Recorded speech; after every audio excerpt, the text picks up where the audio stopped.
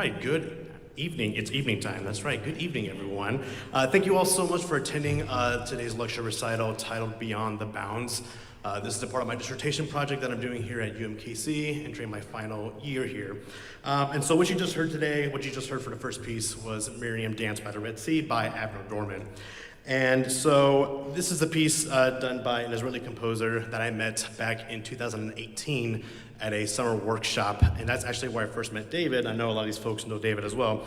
But our main topic that I discussed with him was he's kind of going into this realm of more educational music, which requires a grading system. And if you're unfamiliar with how the grading system works for education music, there's a certain rubric you have to follow in order for it to meet the standard of what it is. So it can go from grade 1 all the way to grade 5. And this can require a few difficulties here and there. So it can mean anywhere from key signatures to rhythms to technique to extended technique, all these different things that are variables for the grade of the music that it will be given.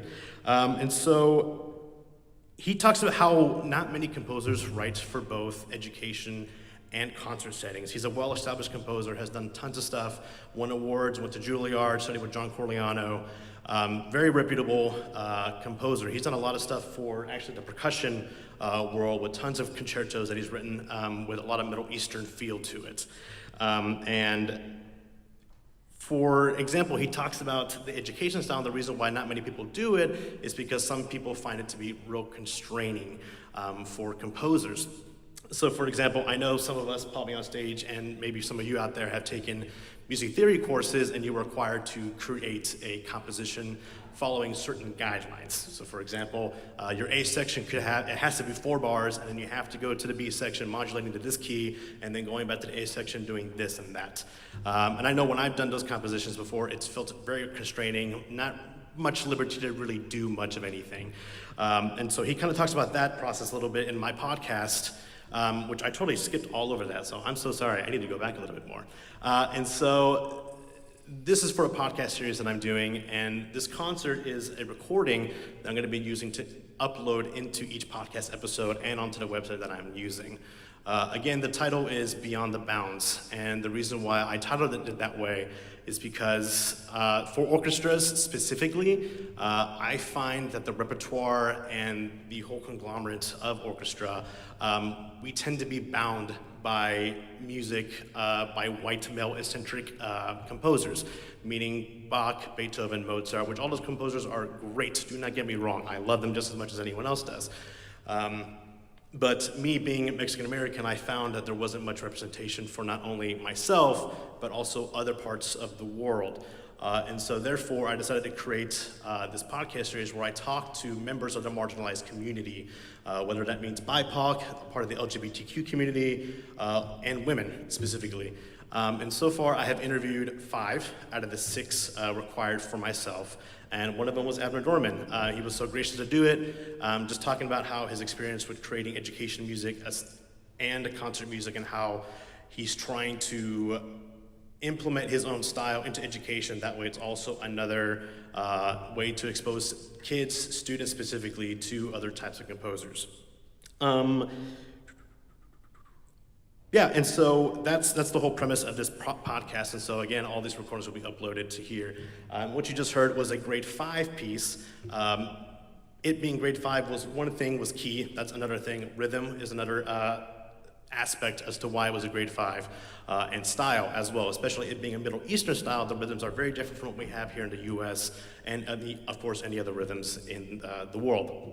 And so the next piece you're going to hear is Dragonfly's Journey. It is a really cute piece. I love it a lot. It is a grade 3, so a little bit lower than what we had earlier today. And so this piece, if you look in the program notes, there's a QR code out there. If you did not scan it, that is totally okay. But basically, he wrote this piece in a coffee shop when his daughter was at a music festival that he was attending, and he just had inspiration to continue to write more education style music because he found that when his daughter was in school, there really wasn't much out there to really help push composers of the marginalized community, so he decided to write a little bit more about it. So the Dragonfly's Journey. Thank you so much.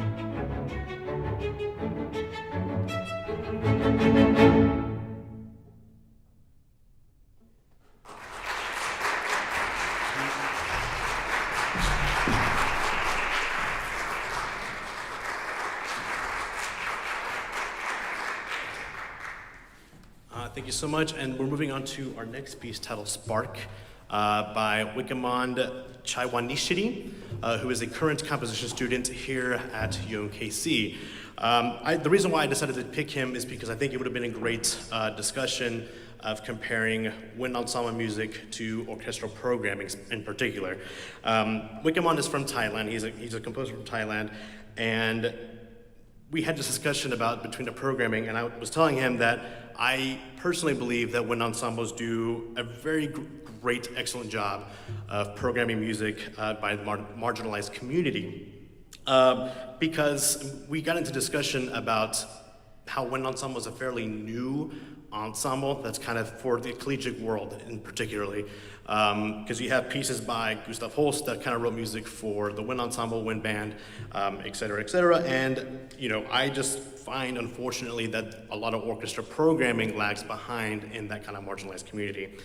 And again, many things can contribute to those things for orchestra in particular. One, we have a huge array of music, specifically public domain, especially for budgeting, taking that into account for orchestras.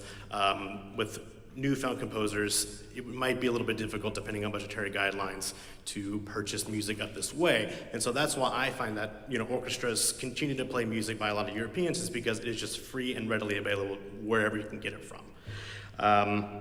And so, much like Avner Dorman, he also discusses constraints in education music, because he's also writing for band, and band has a lot of grades as well, as we were talking about earlier. He writes a lot of grade 5, a lot of grade 3. Spark, which you're about to hear, is a 3.5. And he plays around with a lot of extended techniques, using harmonics, using a lot of glisses, some Bartok pits, and some of those techniques. And I just wanted to pull a quote from his website that I really enjoyed that really sums up his style of compositional technique. He says, "My approach to composition is rooted in polystylism, weaving together diverse musical languages in a single tapestry. I often integrate elements of Thai musical tradition, traditional mode, heterophonic textures, rhythmic patterns inspired by folk dance, timbral qualities within the framework of Western orchestration. By blending these elements, I aim to create works that foster cultural exchange and dialogue between the two worlds." Thank you so much, and enjoy Spark.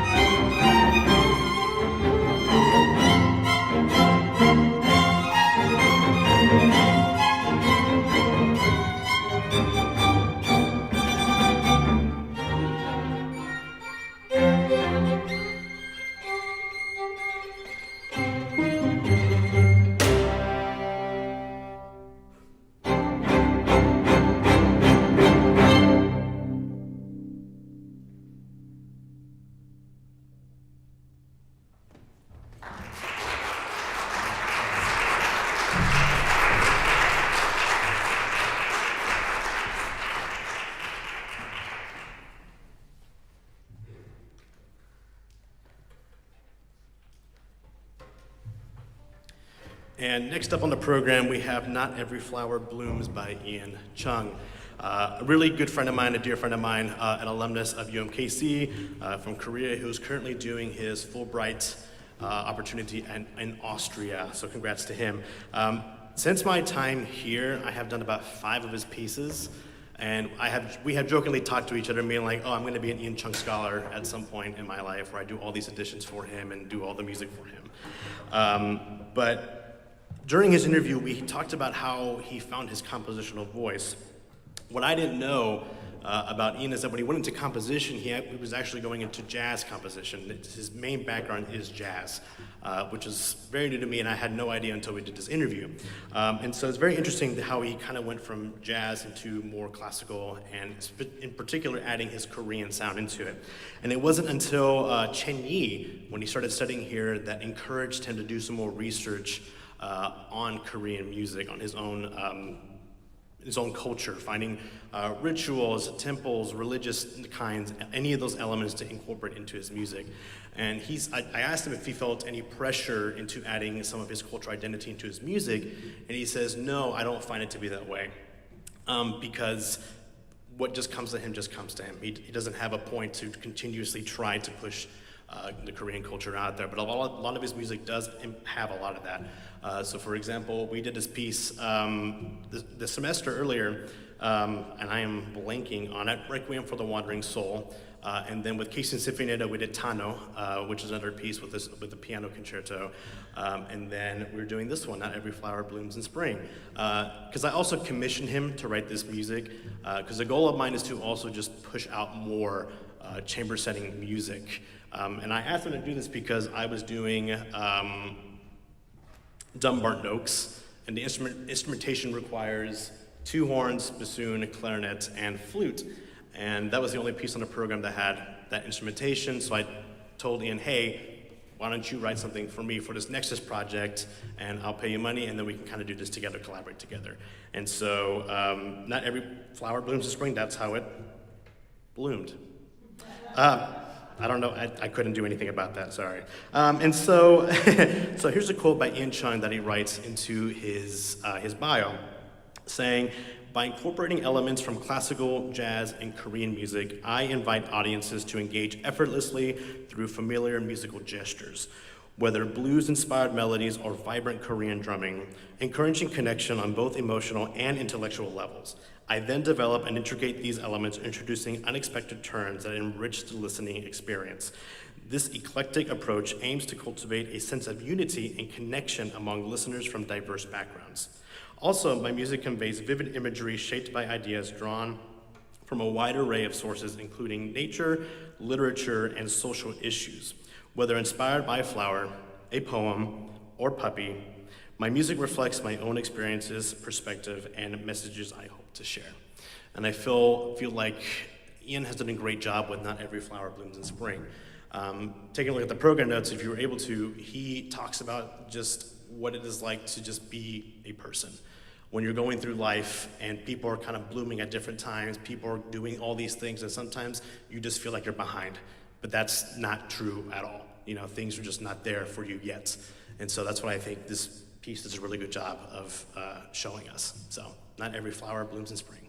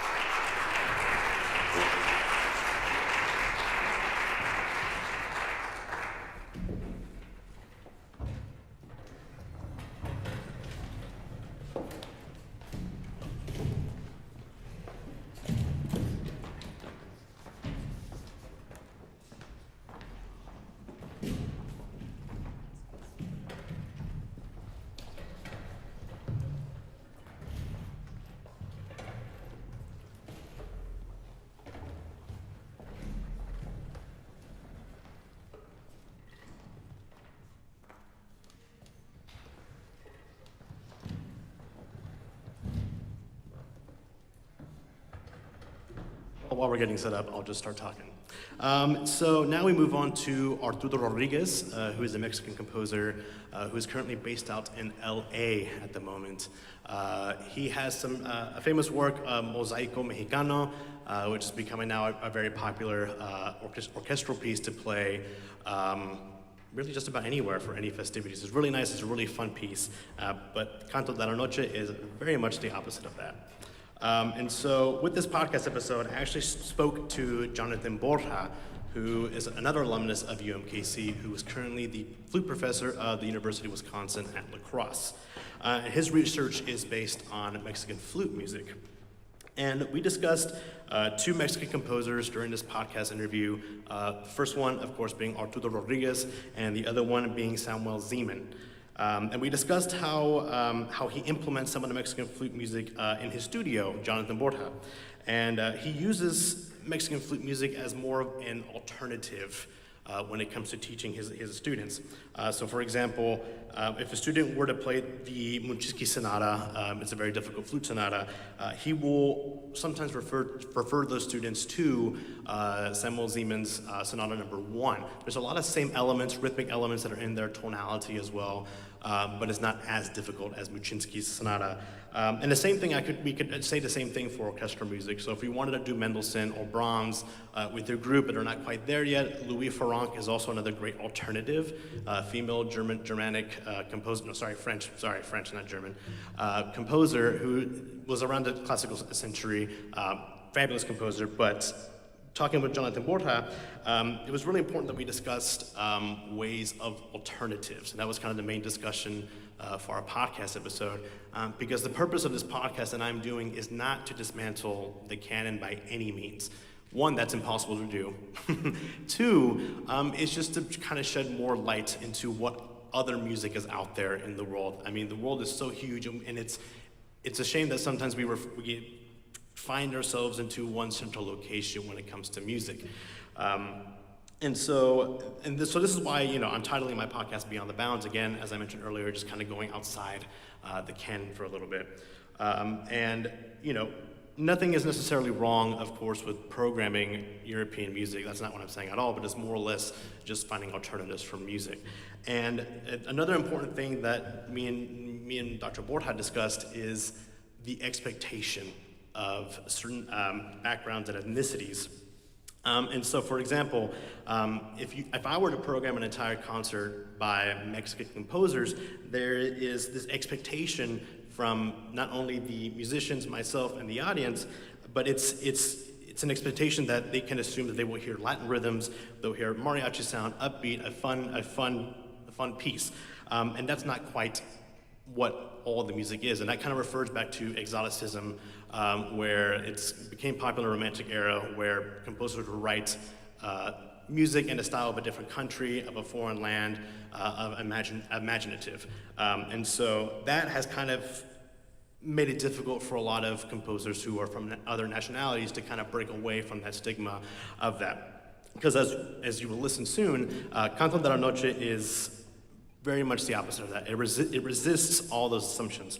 And rather than, here's a little program note that I wrote, rather than presenting in rhythmic or celebratory soundscape, the work leans into stillness, introspective, and more of a darker palette.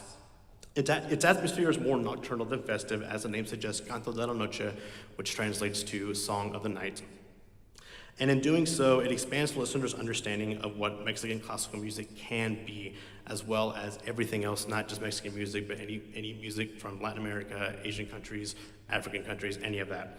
And so I'm very excited to do this piece. This is actually my first piece that I'm conducting by a Mexican composer. And so it's been on this conducting journey for 10 years, something like that. We'll just guess 10 years. But yeah, it just kind of dawned on me that I just haven't done works by my own culture and my own background.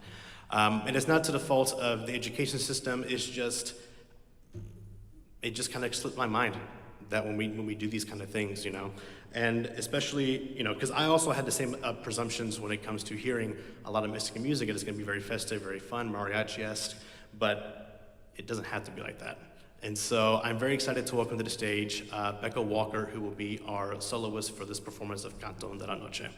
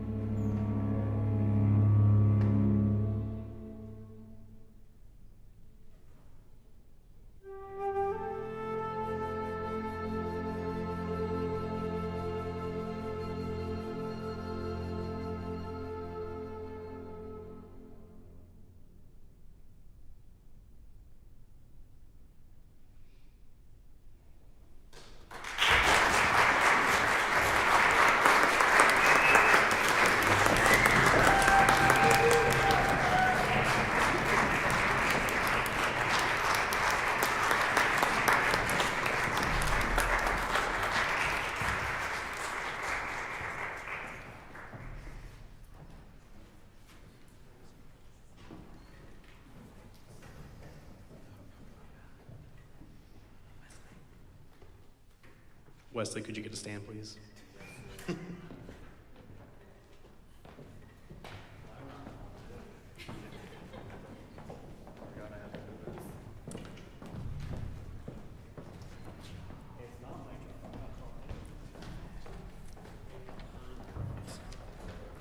Okay, as we approach our last piece for this concert, Blush by Ayanna Witter-Johnson, who is a black female composer from the UK, who does not only compose for classical music, but she also does her own R&B soul genre. If you know who Esperanza Spalding is, who does jazz with bass, Ayanna Witter-Johnson does the same thing, but with her cello and with R&B, so I guess not quite the same thing, but similar. And so I wanted to leave some facts with you as well as part of why I'm doing this project. So I pulled out some data from the League of American Orchestra, which is this big organization that oversees a lot of orchestras, gathers detail, information about orchestras' openings, job postings, budgetary, just everything. And this data is from 2015, from the seasons 2015-2016 to the season 2023 to 2024. So orchestras have made remarkable strides from a low starting point, an increase in the representation of living, BIPOC, and women/non-binary composers. By the 2023-24 season, BIPOC, women, and non-binary composers accounted for 22.6% of US orchestras' programming, up from just 4.5% in 2015-2016. The proportions of works by living composers grew from 11.7 to 22.6 over the same period. This progress took place across all orchestra budget groups and in all regions of the United States.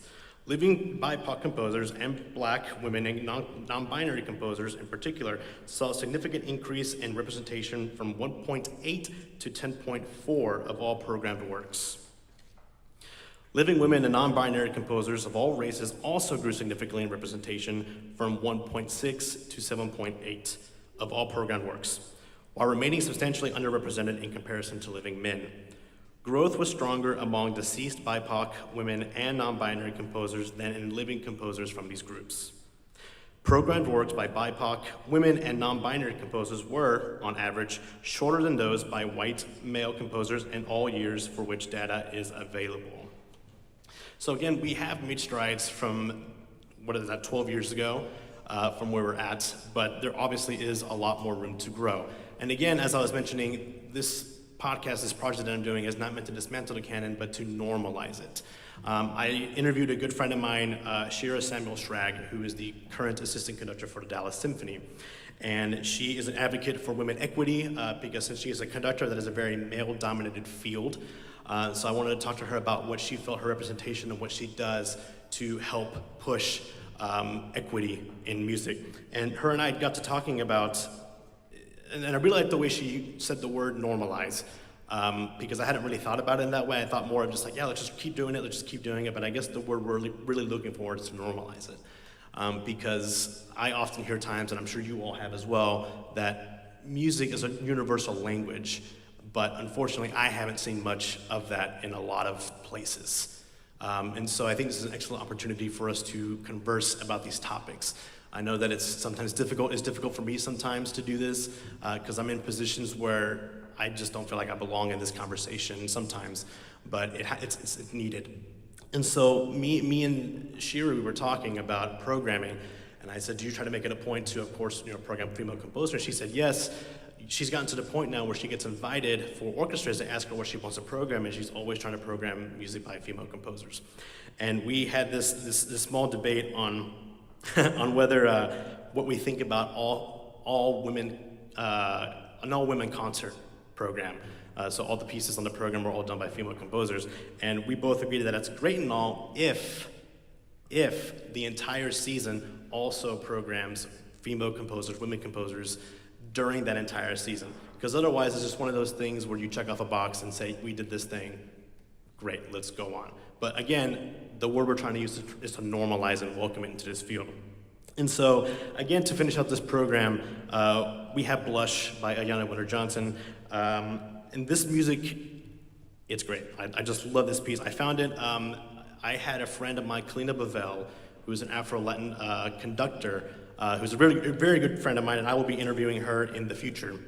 And she suggested that we talk about Ayanna Witter-Johnson. And so this piece unfolds gently before really opening into this nice, warmer and fuller moment. And it leans into intimacy with moments of uncertainty and openness for it all. And that's really all I can say about that other than playing it. But again, thank you all so much for attending this concert and this lecture recital. I really appreciate it.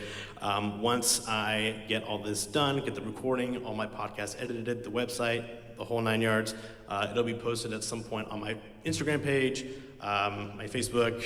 I need to make a website as well, but potentially through the UMKC Orchestra page for all my work, and hopefully it can continue to be of service to everyone else out there. And for future podcast guests, I have Kalina Bavel, as I mentioned earlier, and Noel Rivera Torres, who is a music theorist whose research is based on Spanish, Puerto Rican, and Latin topic theory and semiotics.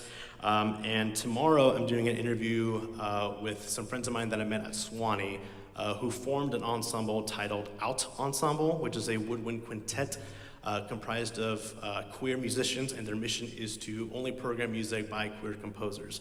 So we'll be talking about Billy Strayhorn, who is a jazz player, which during those times, being a Black gay musician was very rare, and obviously not much information should be said about during that time. But that's what I'm really looking forward to, what I have in the future, and I'm hoping that this will be a project that I will continue for my lifelong journey, because there's so much music out there, so many people that have unique talents and a special set of skills that the world deserves to see. Thank you so much, and enjoy Blush.